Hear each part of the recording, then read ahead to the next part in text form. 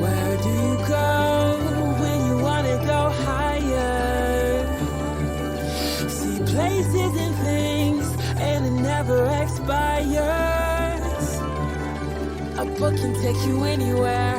Turn the pages and you'll be there.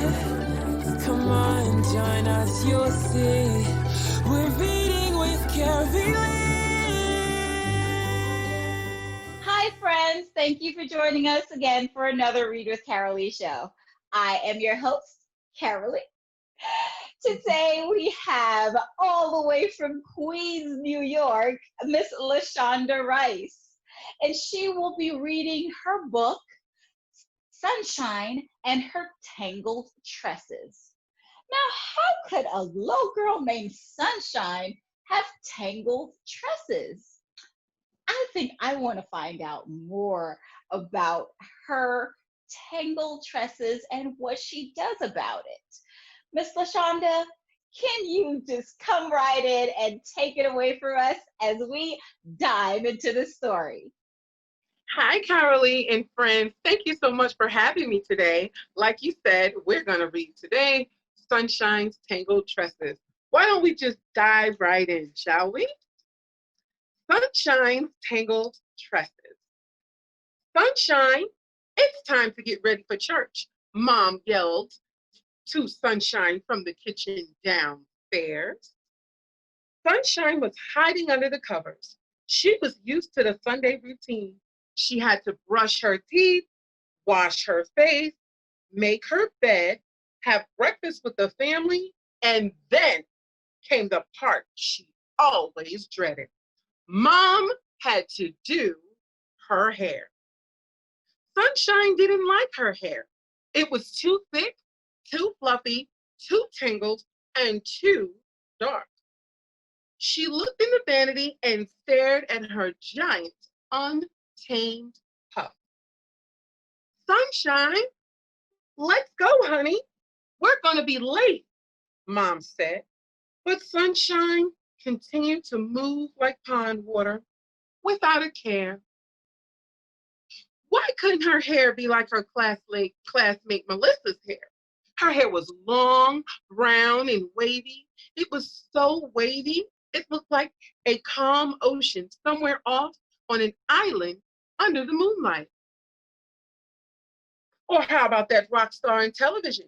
She has cool pink hair with big, loose curls all around her face. Who wouldn't want hair like that? Sunshine thought. Maybe if her hair was long, straight, and blonde like Rapunzel. Oh, yes, she thought. She could put it in a long braid. Everyone would applaud and say, Sunshine, your hair is amazingly golden. Sunshine, how do you get your hair so long? Sunshine, who styles your hair? While cameras flashed all around her, she imagined herself responding in a posh tone, saying, It's exclusive information, darling. As she looked in the mirror and sighed at her tangled tresses, she thought, but none of that is real. It wasn't straight, it wasn't very long, and it definitely wasn't blonde. Sunshine headed downstairs before her mom called her for the third time. She knew if Mom called her again, she would be on her way upstairs, and she did not want that. During breakfast, Sunshine ate her food very slowly. She picked at her eggs, nibbled her toast like a mouse, and sipped her orange juice very slowly. She was hoping that they would be running so late she could just wear a hat to church. That way, no one would see her hair at all. Everyone would give her the head nod of approval at her fancy white straw hat with big yellow sunflower to match her dress. All right, honey, you have stalled long enough, Mom said. Mom instructed her to get her comb, brush, grease, the spray bottle with water, and hair supply basket. Mama was too sharp. She knew Sunshine was trying to wear that beat up straw hat to avoid her hair being styled. Sunshine stomped her way upstairs and noticed her favorite dress was stretched across her bed. It was white with a cow patch print and sunflowers on the front. Granny bought it for her last year. At first, it was too big, but Sunshine quickly grew into it. Now it fits just right. Well, at least I get to wear my favorite dress, said Sunshine. Sunshine came down the stairs just as slowly as she walked up them. She placed all the items her mom asked for on the floor near her mother's feet. She then plopped down between her mother's legs and asked, Mama, how come my hair isn't straight? Well, baby, because my hair isn't straight and you are a part of me. Sunshine folded her arms in disgust and said, I don't like my hair. Why don't you like your hair, sweetie? Asked Mom. Because it's too tangled, too short, too dark, and too thick, said Sunshine. Mom was shocked to hear such words coming from her daughter. She took a deep breath and said, Did you know a long, long, long time ago, when our people were in Africa, you can identify things about them according to their hair? Really? Said Sunshine. Yes. Certain styles took their age, told their age, tribe, wealth, if they were married, and so much more. Our hair is an expression of our culture. As time progressed, our hair has changed so much. In the 1970s, our people wore their hair in afros. This was the beginning of the Black Power movement.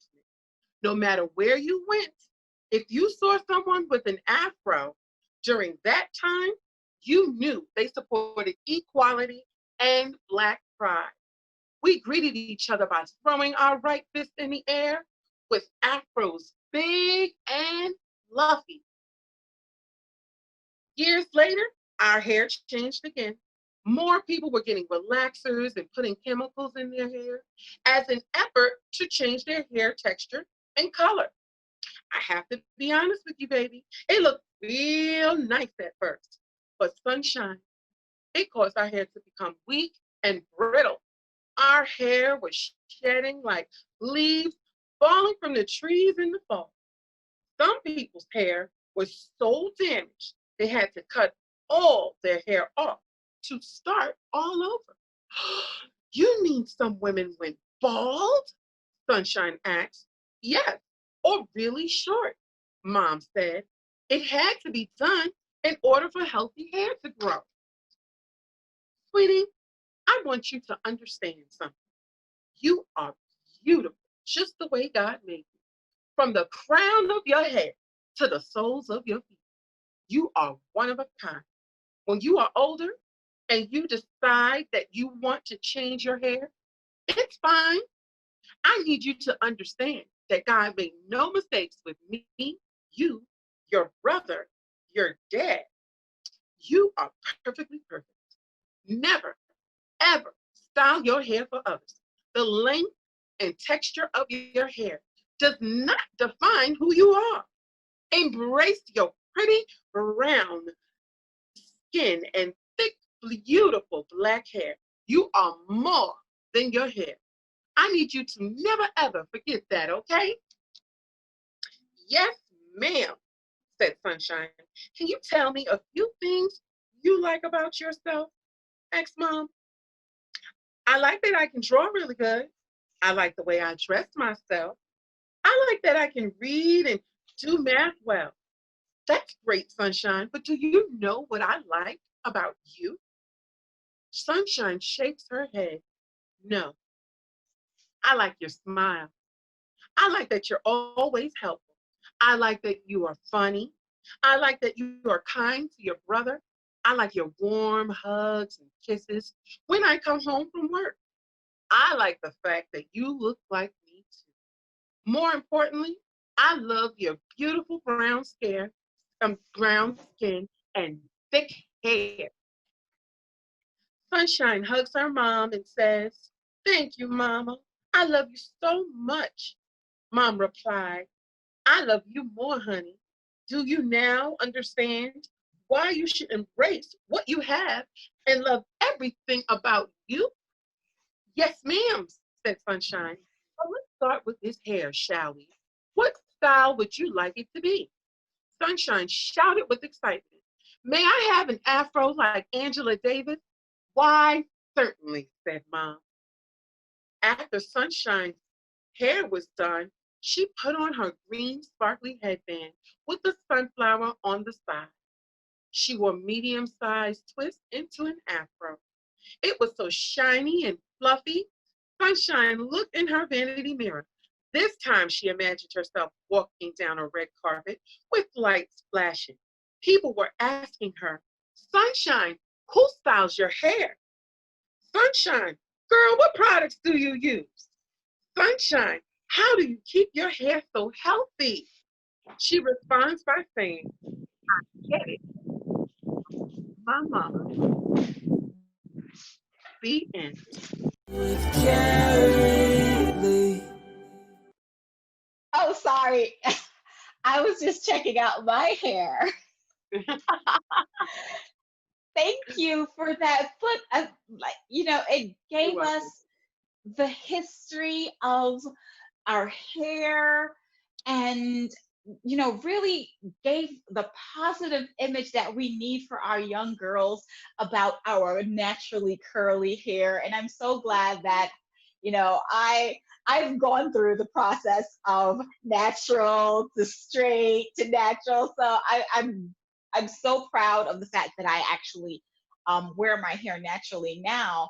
And having that knowledge is important for our young girls. So thank you for putting all of that. Like, that's a chock full of stuff that we need our young girls to know in this book. So Absolutely. tell me, what was the inspiration behind writing this book? Well, believe it or not, this book is actually based on a true story. My daughter, around the age of 3, she told me she did not like her hair. And she couldn't say uh, fluffy. She would say, "Mommy, I don't like my hair. It's too fluffy." And then she said it was too dark. And then she said she wanted straight. "I want it straight, mommy." So she kept Oh, telling me that. And just imagine, 3 years old, I just never thought that I would be having that conversation with my daughter. I wear my hair natural, my mom, my yes. entire family, we actually wear, except for maybe one aunt, she does relax her hair. We all wear our hair natural. So she has that example. She has, of course, my in-laws as well. They wear their hair natural as well. So she has that example. So I was really surprised to hear that. So we did actually have this conversation, and I did actually have to take that deep breath because I'm like, "Oh my gosh, she's 3. I still see her as a baby." And then this Uh-huh. baby is telling me she did not like something about herself. So Mhm. there was a plan of action. We Mhm. reevaluated what she was watching.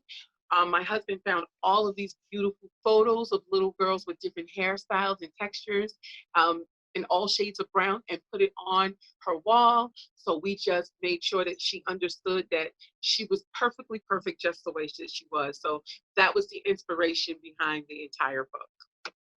Yes, and it is a very important story to let our young friends, our young girls know that they are perfectly perfect just the way they are.